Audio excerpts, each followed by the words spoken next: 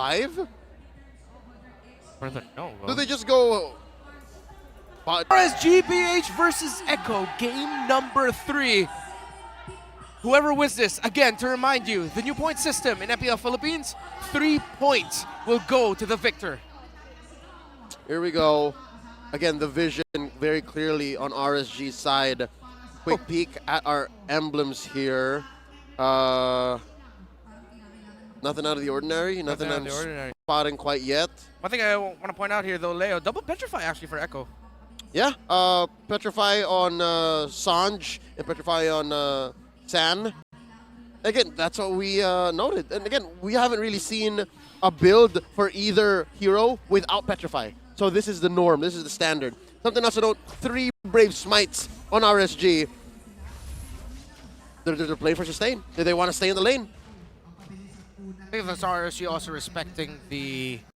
Considering that they're up against ability-focused main damage dealers on the side of Echo, the Brave Smite will help counteract that, if I'm not mistaken, yeah? So, to stay, they're respecting it, and they know they want to be able to buy time, as much time as possible for Kusei and Aqua to be a menace. Speaking of Aqua, I feel like will be another X factor here. How well he'll be able to drop down the Astral, recalls, and everything in between. Ooh. That poke already. Le Duel. Is that how the French say it? Le Duel? I can't claim. I don't speak French. Oh, I thought you did. Oui, oui, oui. See, Echo now. Let's see if they can be able to win this first turtle fight. And I wonder if the trend will continue of disastrous turtle fights for either of these two teams here in Game 3. Well, looks like it's going to break out here once again. Both teams going in, and they're going to find the connection, though. Penalty zone still going through. Sanji, though, look at the damage on Aqua. JP going to be the one to fall here. Carl Teasy will be the next. It's a double, though, but Sanji takes a couple shots. Demon Kite gets a triple in this exchange, and the turtle. Too slow of an uptick from Echo. The sources of damage and the way that they output it happen much, much slower as compared to how RSG are able to answer back. We'll see here in the replay exactly where it went wrong and how the Detna's welcome, able to turn things around.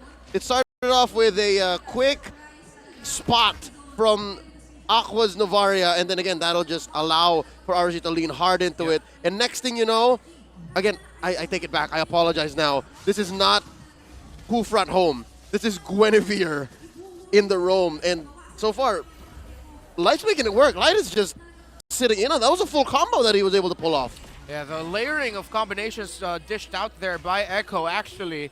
It started off Detonus Welcome, followed up by Nas with the penalty zone as Echo entered, and then Light with just the cherry on top. So good. With the Violet Requiem.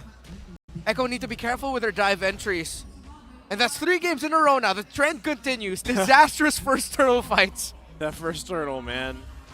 And with that, again, it's a small lead, but RSG, if that same thing happens with the second turtle, that Echo needs to learn. And I think from game 1, game 2, whoever won the first turtle actually won the game. Yeah. Even if you saw a small comeback come mid-game, or even in the late game wherein there was a good turnaround back and forth, which both games so far in the series have not gone very far. Well, the longest was 16? Under. Something about that, yeah. Under 18, definitely. Yes. It's hard. Echo has to find a way to play from the defense. Yeah. And I think I see now what RSG really wants to do. As you look up the items, still no Dreadnought armor on the side of Echo. Again, I will still continue to recite that. Gentlemen, 700 gold between Demon Kite and Carl. Ooh. That's what that triple will do him, you know? I mean, this gives him that lead. And so I feel like leading into the second turtle, Echo's got to be careful how they approach it. Carl Teasy going to get in position, though. This is a snowballed Barrett's at this point. See who gets it. Good positioning by Echo, but RSG, they want to contest. Yep, there's the flicker from Light into the Blazing Duet. Sanji taken out so quick there. Sanford with Electro final blow, going to be battling it out. Turtle will be taken, though, by Demon Kite. Can they stay alive? Sanford won't be able to get away. Nas takes the brunt of the damage, has to flicker out, but is going to be fine with the body of Smith, and they come out on top again. Oh, man. Light committing the flicker there for the perfect moment, the right pickoff. Sanji wasn't even able to get half of his combo in, dare even think of using the Petrify, and that immediately was the go signal for RSG to go in, lean hard, score another turtle, get a turn. Aqua down though. Yep, Sanji able to pick up a kill. Can he stay alive? Light gets a retreat. Now Carl Teasy there to help him out. But Sanji will stay alive in the exchange. All right, a turnaround and a trade too late. Yep. But still, I think RSG are winning this clearly, even with 1,500 gold. Yeah, and Light's feeling it tonight. I believe one of the things mentioned in the English broadcast where you were in last week, Naisu, with Onyx versus RGPH was that our Light felt passive. Yeah. This time now, though, 3 games in a row, he's been the opposite of that. He's been taking charge for RSGPH to set things up. Oh, That's what I really wanted to see from Light in this matchup, right? As we were talking about, especially the jungle, matchup between Demonkind and Carl Teasy, it's what we needed to see from Light in that adjustment for this lineup here. Yeah. Oh, top side. Kosei gonna be in trouble, takes quite a bit of damage. Tries to Blazing Duet to anything he can get, but will go down. a moment of weakness there, vulnerability from RSG. It looked like there was no plan to even try and protect Kusei there. Yeah. Also could have been a great read there for Echo. Alongside that, Kusei may have overstepped just a little bit further. Yeah, item checkups, Light, Athena shield rush. So he really just wants to survive against that Gushin. Yep. Oh, if anything, just the Gushin. Yep. And of course, sit under Carl Teasy's ult, which I was going to try to talk about just now. There's very little that the Puissance does, actually. Sure, it compromises Demonkind, compromises Nats, but Light actually changes the dynamic here. As long as Light finds a good combo, there's very little that the Puissance should do against RSG. Yeah. Both roamers have ultimates and their flickers. Let's see who'll go for the set first. There it is. They get the Daytona's welcome down. Aqua's the one to get the turtle. They have to win the fight. Benny Cutie unleashing on the backside. Nats takes quite a bit of damage with Sanford that falls. Aqua quite low as well. Benny Cutie can't find the kills he was looking for. Sanji couldn't as well. Double for Navs. And Echo struggling in the team fight. The Raiders come in, take what they need, and walk away with a smile on their face. Another turtle scored by RSG, but in an unconventional way. Again, Sanford and Sanji trying to find their targets via a full combo. Could not. Aqua protecting himself very well, and again, with a fadeaway turtle take, able to secure them a 3,000 gold lead. Where's the majority of that gold lead? Ladies and gentlemen, it is currently on Nats. Nats is about 1,000 almost ahead of his lane mate, and then it's all equally spread out across. So that means RSG can take it, I don't want to say nice and slow, but just move on forward, march at this solid pace, and make Echo think of, again, where do we commit our ults? Where do we find the full combo, the pickoff? Because it hasn't really happened. Yeah, Benny Cutie's not quite there yet in terms of the damage output. RSG just feels like they're way too tanky. Every team fight we've seen, especially the last one, it looks like Echo just threw everything out already. But then RSG still looked relatively healthy. Aqua was able to get away, the pokes of Kusei, and it seems like when RSG, when it's their turn to deal the damage, the members of Echo are falling down quickly. Now, a little bit of a difference is that Sanji finally got to build up a glowing one, so that might help a little bit further. He's up against a tanky set of heroes on the side of RSG. It's even with that, everything that's happened here now under the 10-minute mark, 4,000 gold lead here for RSG. This is looking very similar to what we saw in the previous game, but Echo will continue to get in position for the team fights, for these objectives, and that's probably what they're going to do here again for this Lord. Yeah. And what makes it worse, gentlemen, is that Echo's lineup does much less now on the defense compared to their lineup in game number 2.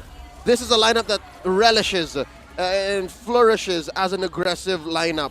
And now they're forced to play behind the bush from inside their jungle, from inside their base. But wait, watch Sanji, watch Sanji. Oh, he's too late. Not able to get there, but Carl Teasy now can't even move, can't play. Gonna get whittled down, taken down. Light goes in, Sanji on the backside, trying to get a combination. Demonkind is low, will get taken down. Benny Cutie on the backside as well, firing off on Naz, gets the flicker down. 40! Gets hunted down. Sanford goes in. Sanji gets the kill though. Echo fights back, but they lose the Lord. May have spoken too soon. one. Echo still had one left in the chamber and came out with a, I'd say, oh, wait. Okay, they're done. All right, wait, are they? He's It slow. should be fine. Has the heal. Sanford trap. there with the rest of the team. Light going to be the one in trouble. One hit away. Will survive. Echo has to respond to the Lord on the bottom. All right, let's talk about it.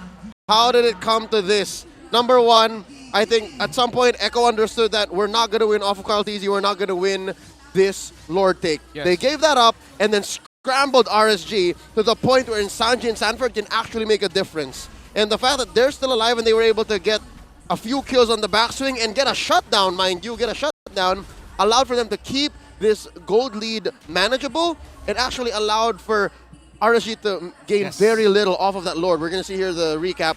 The Lord gains from RSG's take, and this is so much smaller than even compared to Game 2. Yep. Echo right now still in a much better position to be able to claw their way back, but RSG continue to push that gap, taking control of the map. And one thing I want to point out also for the last sequence was Kusei actually using the Purify as a little speed boost to avoid getting taken down by Sanji. So he knows he's watching out for that Gushin, because I feel like at this point Sanji's job is simple. Take either Kusei or Aqua down. Better if it's both. Yeah, even with that, despite everything, Echo holds on to the majority of their base turrets for now.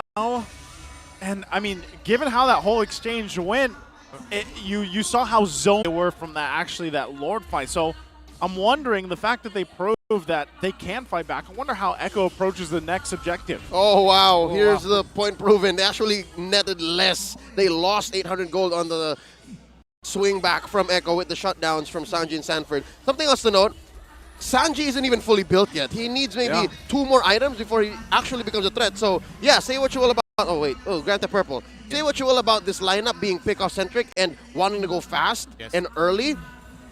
I think they've yet to hit their actual power spike. Players like Sanji, players like Sanford, they always have something up their sleeve.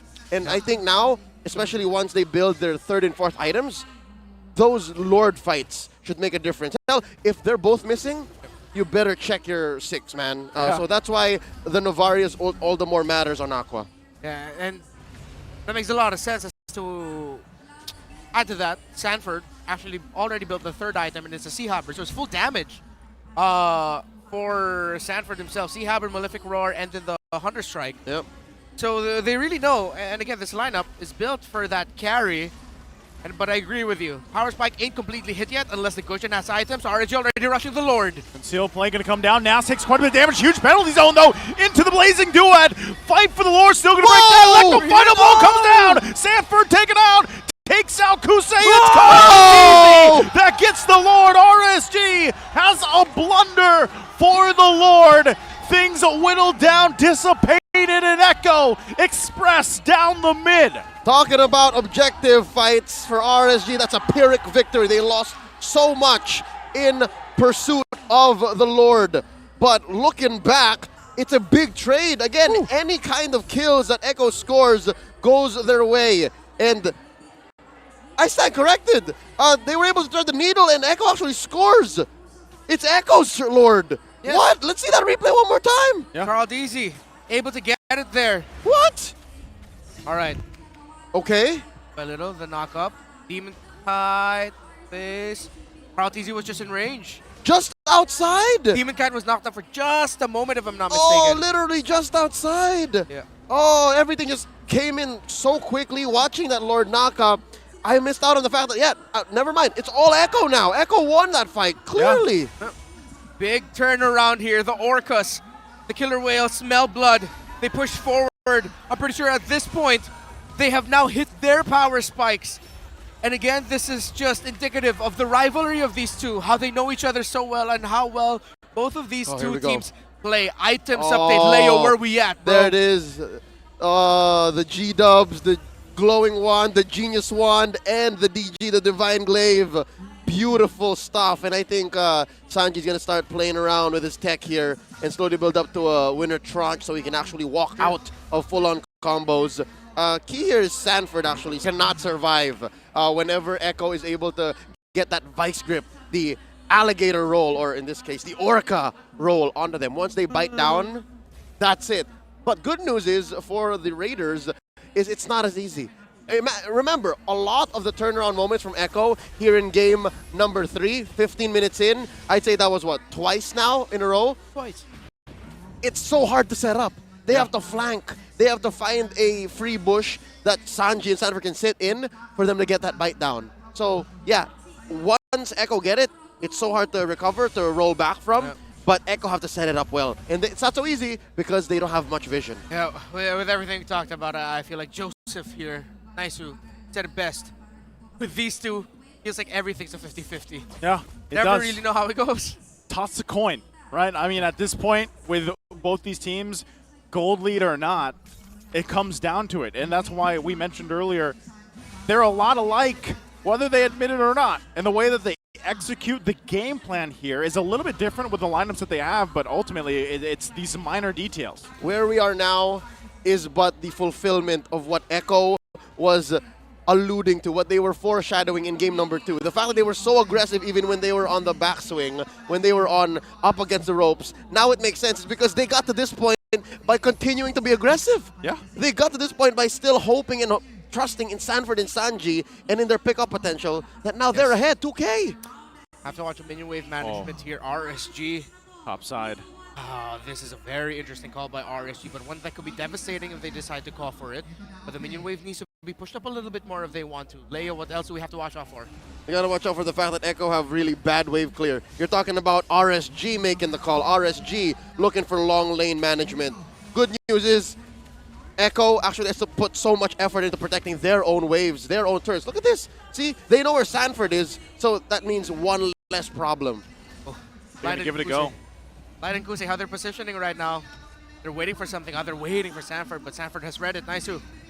Sanford cleared that wave. Now they have the full force of the Echo Express here against the Raiders. A fourth of the health here. Keep an eye on this top side of the map with Light and Kusei as well. They could look for their own counter initiation or try to start up themselves, but it's going to reset. Oh, what a dance! A little salsa between the former Kings of Sea, former champions of the world, the Orcas, getting hot in the river. Full reset now. Okay, so what are they looking for here, Leo? What's with the reset? Is it something with the minions or vision? It's the full lean on. It's the full engage. Neither team are finding it, so neither team are willing for this Lord to go. Because both teams are using this Lord for their own sake. Yeah. Both teams rely on this Lord to stay. Yeah, and at the same time, again, because of these two teams, when they fight, it feels like a 50-50. You can't even say that if Echo initiated first, they'd win the fight. Because RG can turn it around, and vice versa. So now, I feel like that's why RSG is leaning more a little into the macro focus of it all. Because they know that with Echo, it's a 50-50. Well, So they try to manage the minion waves to pressure Echo to make a mistake. and I think that's the right call, is because Echo can't go tit for tat when it comes to macro. True. So now they're going to try to Rush muscle in. Okay, at this point, I think Echo's going to turn. Someone's going to turn at this point. This is it. The point of no return. Point of They no have to. return. It might even be Navs here. Again, he has that mortality. Vision's going to come down as well. JP jumps in. There's the call. Oh, they get a little bit of massive. poke down. Lord's still going to be worked on. Yes! There's the penalty zone to come through. Navs has to flicker around. They're going to fight for it. Carl Teasy. Can he get the wetry off? It's Demon Kite. Gets the Lord. Can they stay alive? Benny Cutie unleashing the backside. It's too much damage from Echo. Navs falls next. 3 down for RSG. Echo just has to work on the Lord here, but RSG has 2 members. An immaculate and brutal turn from Echo. Yes, they sacrificed the Lord, but at the cost of a 3-for-none trade. Now RSG are left in the corner with just 2 defenders.